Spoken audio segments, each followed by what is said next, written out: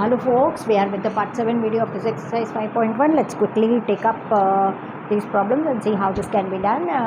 They give us a function, beautiful, greatest integer function. We have not been doing it for quite some time, so we have got this. They say that integer points are the points where this is discontinuous. So it happens because I don't know whether we remember, we have done the graphs here also, and even in the last year when we were doing functions, we have taken the graph. I hope you remember that a greatest integer function, when you, not this function, but suppose if you have a greatest integer function, suppose if you plot the graph, then for all these points 1, 2, 3, 4, or maybe -1, -2, the graph is like this. The graph is from 0 to 1, it will be from 1 to 2, it will go to 1, like this. Then 2 to 3, it will be like this. Then 3 to 4, it will be like this. That means there is no continuity at all. The graph is keeping on breaking. And this graph is called as a matchstick function because here there will be a hole. That's not defined. There will be a hole. Every time there is a hole. So it's called as a matchstick function also because like that. So from the graph itself, it's clear. It's all full of breaks. So there is no continuity at all in this function, greatest integer function. And the discontinuity, it dominates over this continuous function. This is a polynomial function or identity function is continuous, but continuous minus discontinuous is dominating, and that's how overall function becomes discontinuous. So that we have to show. We'll see now how to show this. We will see. So at all integer points, this is happening, and that is what they are asking. So let's take right away, but then we'll have, when we take it, we will take it in two cases. One is when it is positive and one is when it is negative. I'll just read the question.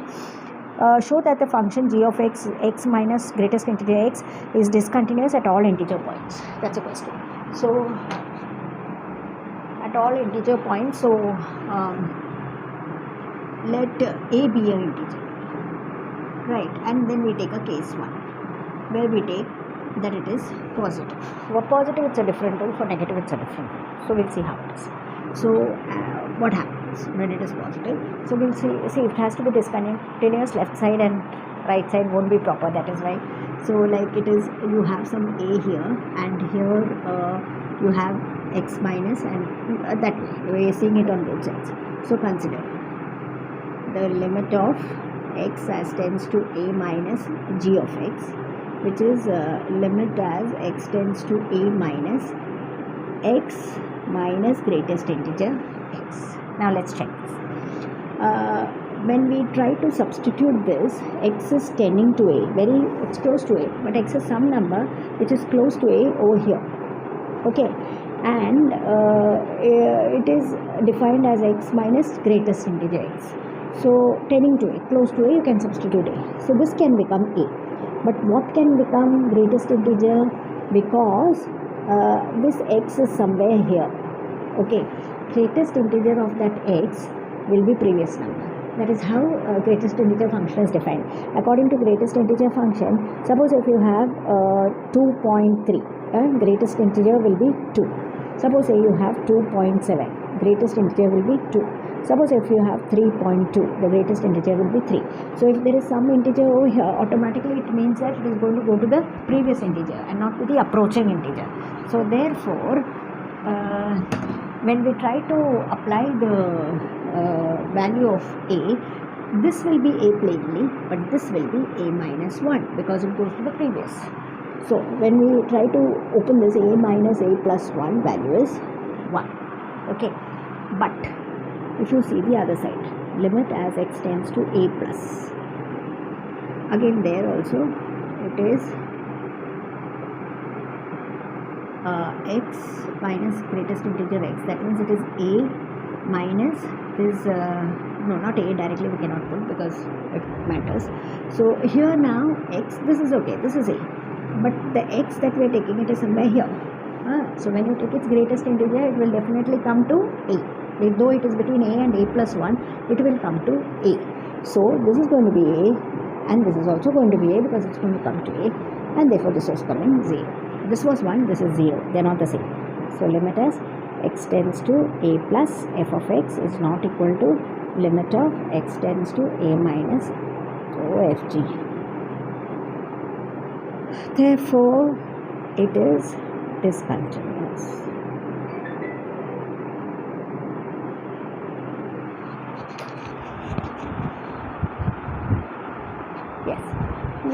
we will take for a less than 0, slight change is there, that is why we consider it. Consider limit as x tends to a minus f of x, sorry, g of x. So it is limit as x tends to a minus x minus greatest integer x. Now when we substitute, of course x can become a, but remember what happens to greatest integer. Now we can see over here, we'll take it with an example so that will be more clear. Minus 2 minus 3, suppose say we are taking this as a, okay.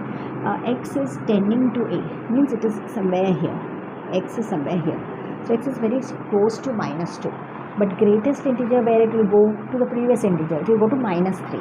That means where is it going? It is going to minus a plus 1. Just check, it is going to minus 3, means where it is going? It is going to minus a plus 1.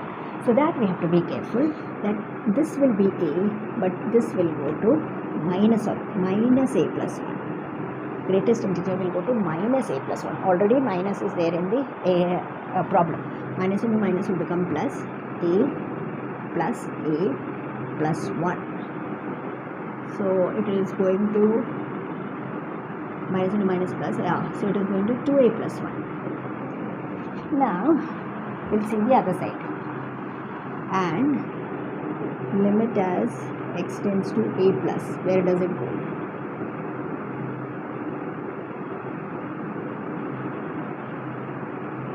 Greatest integer x, so where will that go? So again, let's take this minus 2 and this is minus 1. Here is our x, because it is on the other side of minus 2. So this is what we are assuming is as our a.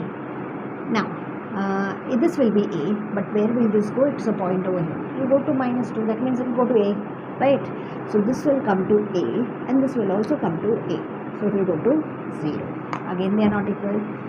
See, therefore limit as x tends to a minus g of x is not equal to limit as x tends to a plus g of x. So it is discontinuous. That means whether a is positive or negative at integer points, the function is discontinuous. That's how we show it, right? Now we go to the next question, which is defined as f of x is equal to x squared minus sin x plus pi. We have to show that it is continuous at x equal to pi. It is like made up of all good functions. So actually you could do it in two ways. One is that you could consider x squared as one function, sin x as another function, and phi as a constant function. Three different functions. According to algebra of function, addition and subtraction of functions or of continuous functions is continuous. So like that it is continuous. That way you can take it. Or you can directly apply the definition limit as x tends to a, f of x is f of a. That way also you can take. Okay, depending on the scope of the problem, for how big mark it is coming, that way you can substitute. So we'll say that consider the limit as x tends to pi f of x. So what is that? Limit as x tends to pi x squared minus sin x plus phi. We do the substitutions. So it is pi squared minus sin pi plus phi. Sin pi of course is 0. So pi squared plus phi. Also we will consider what is f at pi.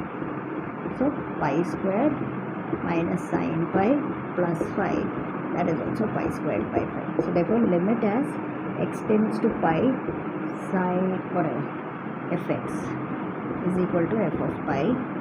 So f is continuous at x equal to pi. We are done with that. And as easy as you can see in the exam, such kind of problems you have to judge by looking at the marks, how much to write, what to write, where to cut, etc. Now this also, there are 2-3 ways of doing it. One is that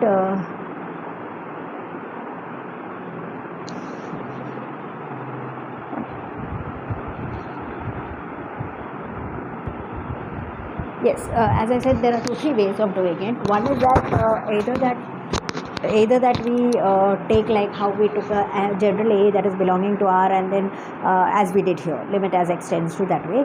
Or you can use a common sense that sin x is continuous, cos x is continuous, algebra, addition, subtraction will be continuous. That way also you can take it. And if the problem is for a higher mark, then you can separately show that sin x is continuous, cos x is continuous. How they are continuous? By taking the limits, etc.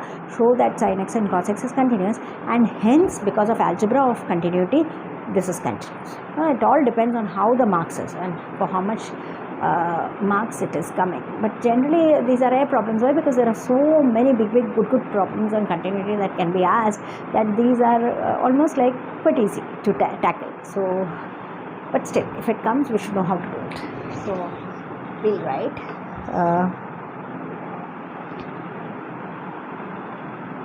here sin x comma cos x are, what have they asked us?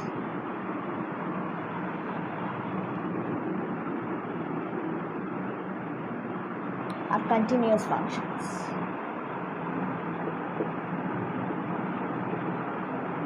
Therefore, by algebra of continuous functions, sin x plus cos x is also continuous. Therefore, fx is a continuous function. Right, you have the whole lot like that actually. The b subpart is also like that, sin x minus cos x. So f of x is sin x minus cos x. So we take this part, okay. 1 from 1 by algebra of continuous functions, sin x minus cos x is also continuous. Therefore, f do they give us?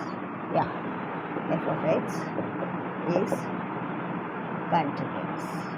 Again, see, from 1, yeah, by algebra of continuous functions, sin x into cos x is also continuous function. Therefore f of x is continuous. So that's about it. And if at all it's for a higher mark, means we will take in particular, and we have this before the exercise is an example problem, and there they have shown how cos is shown continuous. So that way identically we can show that sin x and cos x is continuous, and that's how we can account for the huge mark if at all it is there. Right? Thank you. That's all about this. We are meeting with the remaining problems in the next video. Thank you.